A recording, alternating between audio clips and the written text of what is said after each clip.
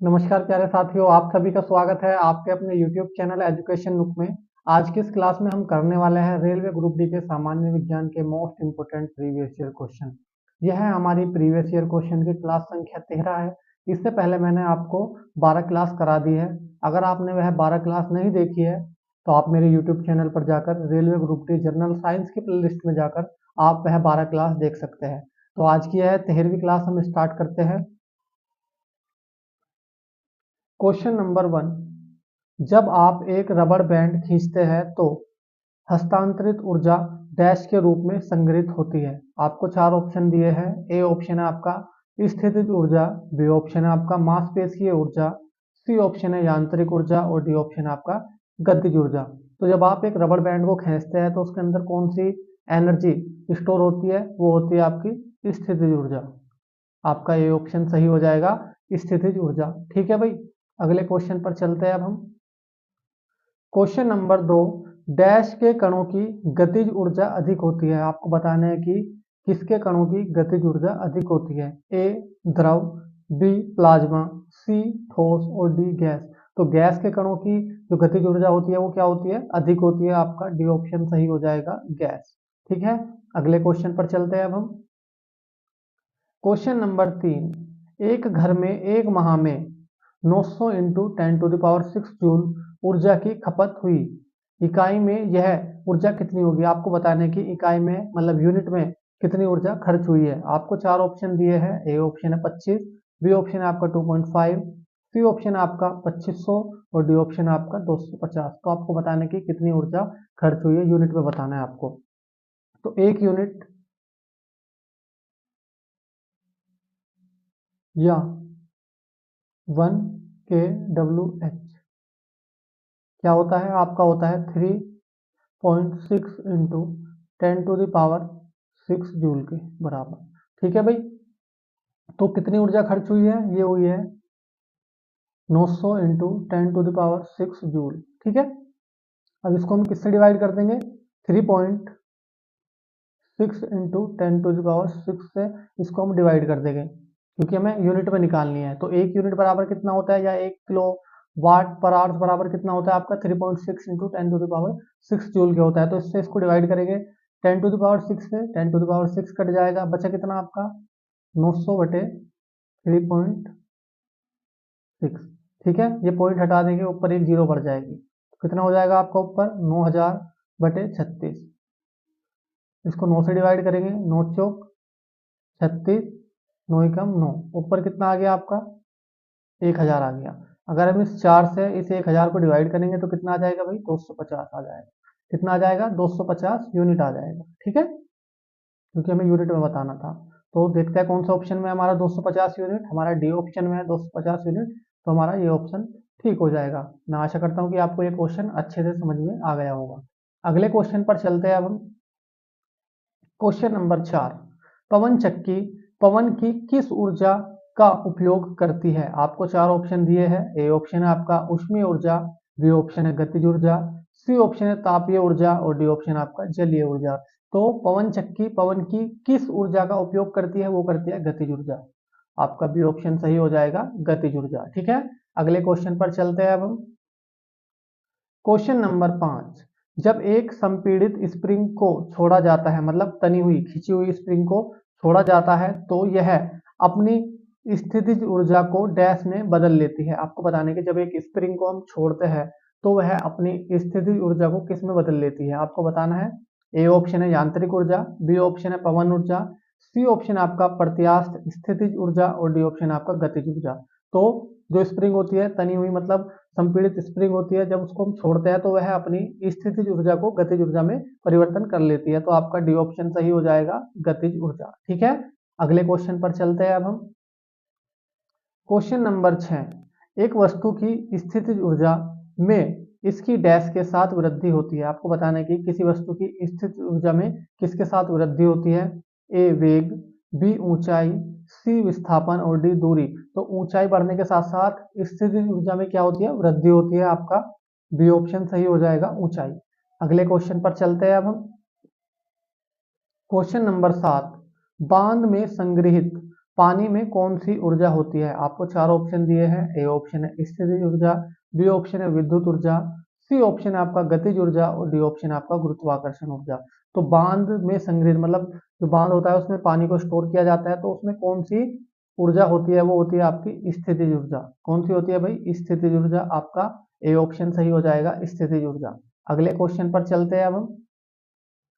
Question number 8, एक car उच्च गति से चल रही है, यह किस ऊर्जा से युक्त है? आपको बताने की एक कार उच्च गति से चल रही है तो उसके अंदर कौन सी ऊर्जा है? आपको चार ऑप्शन दिए हैं। ए ऑप्शन है गुरुत्वाकर्षण बल, बी ऑप्शन है आपका घर्षण बल, सी ऑप्शन है स्थितिज ऊर्जा और डी ऑप्शन है आपका गतिज ऊर्जा। तो चलती हुई कार के अंदर कौन सी ऊर्जा है भाई? गतिज ऊर्जा। आपका डी ऑप्शन सही हो जाएगा, गतिज ऊर्जा। अगले क्वेश्चन पर चलते हैं अब हम। क्वेश्चन नंबर 9, निम्नलिखित में से कौन सी ऊर्जा सदैव धनात्मक होती है? आपको चार ऑप्शन दिए हैं। ए ऑप्शन है आपका स्थैतिक ऊर्जा, बी ऑप्शन है गतिज ऊर्जा, सी ऑप्शन है आपका स्थितिज ऊर्जा और डी ऑप्शन है आपका गुरुत्वाकर्षण ऊर्जा। तो हमेशा धनात्मक कौन सी ऊर्जा होती है? वो होती है आपकी गतिज ऊर्जा। आपका बी ऑप्शन सही हो जाएगा, गतिज ऊर्जा। अगले क्वेश्चन पर चलते हैं अब हम। क्वेश्चन नंबर 10, ऊर्जा की व्यावसायिक इकाई डैश है। आपको चार ऑप्शन दिए हैं। ए ऑप्शन आपका किलोवाट घंटा, बी ऑप्शन आपका किलोवाट, सी ऑप्शन आपका जूल और डी ऑप्शन आपका वाट घंटा। तो ऊर्जा की व्यावसायिक यूनिट कौन सी होती है भाई? वो होती है आपकी किलोवाट घंटा, KWH। ठीक है भाई। अगर हम ऊर्जा के मात्रक की बात करें तो ऊर्जा का मात्रक क्या होता है? आपका जूल होता है। ठीक है। SI मात्रक क्या होता है ऊर्जा का? वो आपका जूल होता है। अगले क्वेश्चन पर चलते हैं अब हम। क्वेश्चन नंबर 11, गतिशील वस्तु की गतिज ऊर्जा मतलब काइनेटिक एनर्जी किस पर निर्भर करती है? आपको चार ऑप्शन दिए हैं। ए ऑप्शन है वजन और इसके स्थान, बी ऑप्शन है आपका द्रव्यमान और इसके स्थान, सी ऑप्शन है द्रव्यमान और त्वरण और डी ऑप्शन है द्रव्यमान और वेग। तो गतिशील वस्तु की जो गतिज ऊर्जा होती है मतलब काइनेटिक एनर्जी होती है वो किस पर निर्भर करती है भाई? द्रव्यमान और वेग पर। आपका डी ऑप्शन सही हो जाएगा। काइनेटिक एनर्जी का फॉर्मूला क्या होता है भाई? वो होता है आपका हाफ mv²। क्या होता है? Half mv²। m क्या होता है? द्रव्यमान। और v क्या होता है? वेग। ठीक है। अगले क्वेश्चन पर चलते हैं अब हम। क्वेश्चन नंबर 12, किसी जल विद्युत गृह में विद्युत ऊर्जा में परिवर्तन होने वाली ऊर्जा कौन सी होती है? आपको बताने की किसी जल विद्युत गृह में जो विद्युत ऊर्जा में परिवर्तित होती है वो कौन सी ऊर्जा होती है? आपको चार ऑप्शन दिए हैं। ए ऑप्शन है आपका यांत्रिक ऊर्जा, बी ऑप्शन है स्थितिज ऊर्जा, सी ऑप्शन है ऊष्मीय ऊर्जा और डी ऑप्शन है आपका गतिज ऊर्जा।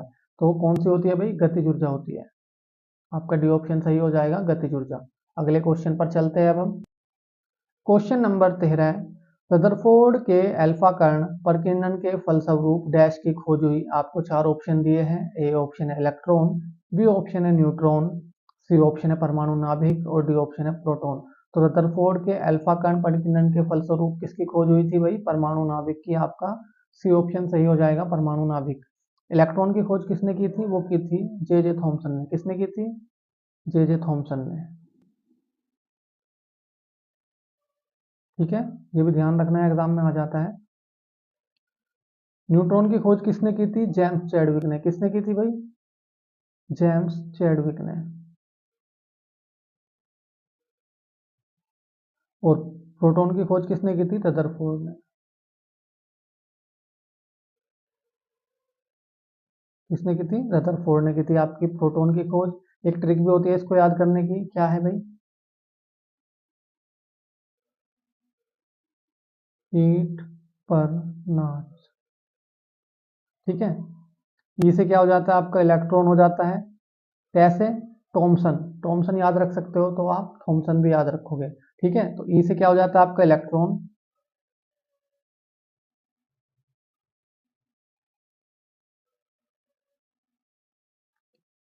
इससे टे से क्या हो जाएगा आपका? थॉमसन। ऐसे याद रख सकते हो। पैसे क्या हो जाएगा आपका? प्रोटॉन। तो प्रोटॉन की खोज किसने की है भाई? रदरफोर्ड ने। नया से क्या हो जाएगा आपका? न्यूट्रॉन। तो न्यूट्रॉन की खोज किसने की है भाई? चैडविक ने।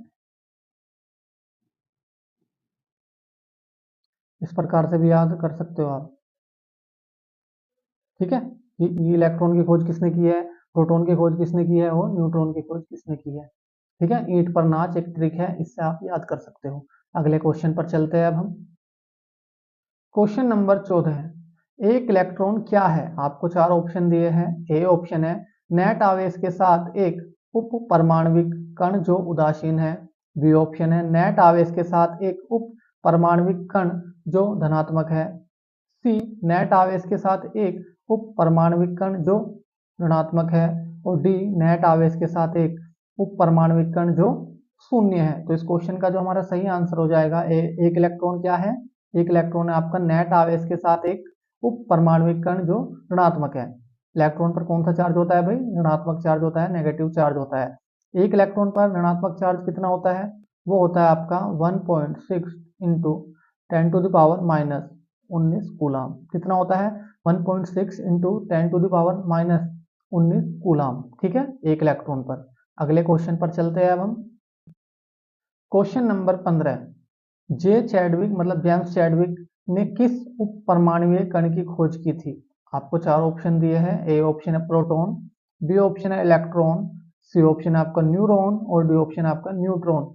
तो जेम्स चैडविक ने किसकी खोज की थी भाई, वो की थी आपकी न्यूट्रॉन की। डी ऑप्शन सही हो जाएगा, न्यूट्रॉन। मैंने आपको ट्रिक भी बताई थी ईंट पर नाच, है ना, उससे भी आप इनको याद कर सकते हो। अगले क्वेश्चन पर चलते हैं अब हम।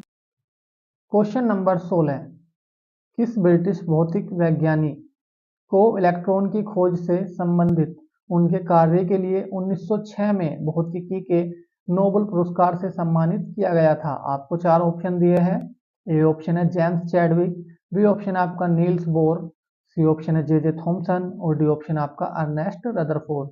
तो इलेक्ट्रॉन की खोज किसने की थी, वो की थी जे थॉमसन ने, जिसके लिए उनको 1906 में भौतिकी में नोबेल पुरस्कार से सम्मानित किया गया था। ठीक है भाई, अगले क्वेश्चन पर चलते हैं अब हम।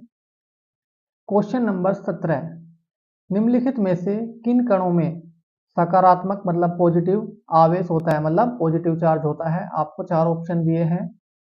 ए ऑप्शन आपका न्यूट्रॉन, बी ऑप्शन आपका प्रोटॉन, सी ऑप्शन आपका इलेक्ट्रॉन और डी ऑप्शन आपका क्रिप्टॉन। तो पॉजिटिव चार्ज किस पर होता है, तो वो होता है आपका प्रोटॉन पर। आपका बी ऑप्शन सही हो जाएगा, प्रोटॉन। इलेक्ट्रॉन पर कौन सा चार्ज होता है आपका, ऋणात्मक चार्ज होता है, नेगेटिव चार्ज होता है। ठीक है, अगले क्वेश्चन पर चलते हैं अब हम। क्वेश्चन नंबर 18, एक इलेक्ट्रॉन में ऋणात्मक आवेश होता है। ये मैंने आपको पहले क्वेश्चन में बता दिया है। ठीक है, ये देखो कितना इंपॉर्टेंट क्वेश्चन आपका 2019 में आया हुआ है, जेई के एग्जाम में ग्रुप डी में 2018 में आया हुआ है और ग्रुप डी में 2018 में आया हुआ है। तो आपको बताना है कि एक इलेक्ट्रॉन में ऋणात्मक आवेश होता है, कितना होता है। आपको चार ऑप्शन दिए हैं। ए ऑप्शन आपका 1.6 इंटू 10⁻+18 कूलाम, बी ऑप्शन आपका 1.6 इंटू 10⁻−16 कूलाम, सी ऑप्शन आपका 1.6 इंटू 10⁻−18 कूलाम और डी ऑप्शन आपका 1.6 इंटू 10⁻−19 कूलाम। तो एक इलेक्ट्रॉन पर कितना नेगेटिव चार्ज होता है, वो होता है 1.6 इंटू 10⁻−19 कूलाम। आपका डी ऑप्शन सही हो जाएगा। ठीक है, ये मैंने आपको पिछले क्वेश्चन में भी बताया था। अगले क्वेश्चन पर चलते हैं अब हम। क्वेश्चन नंबर 19, प्रोटॉन में डैश धनात्मक आवेश होता है। आपको बताना है कि एक प्रोटॉन में कितना पॉजिटिव चार्ज होता है। आपको चार ऑप्शन दिए हैं।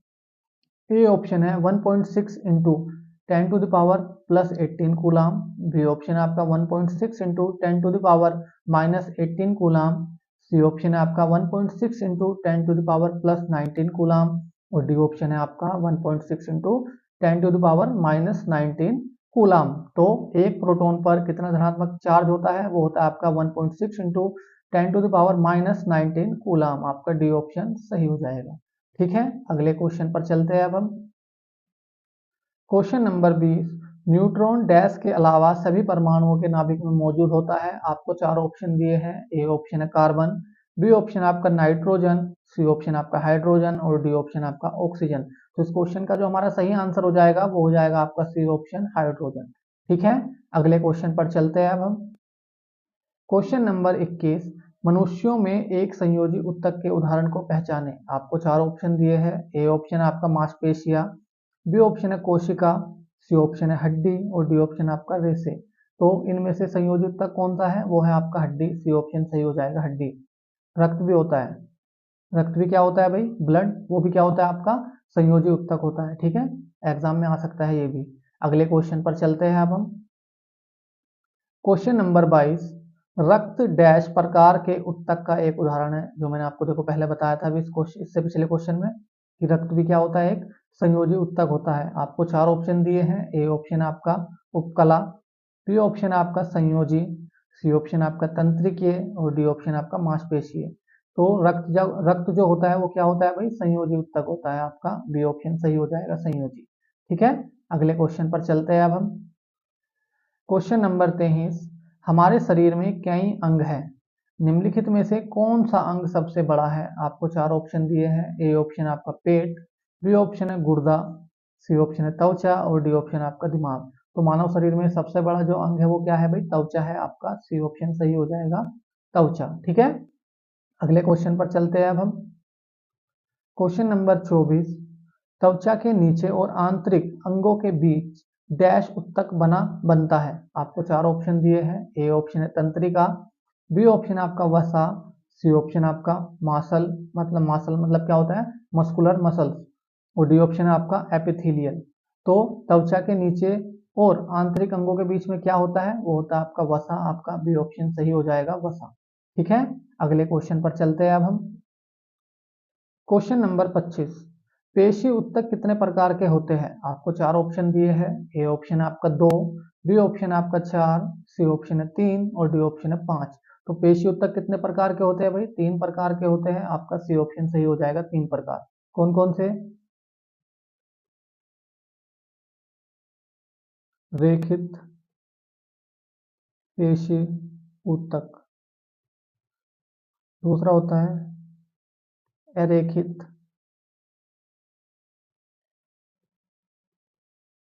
पेशी उत्तक, और तीसरा प्रकार का होता है आपका हृदय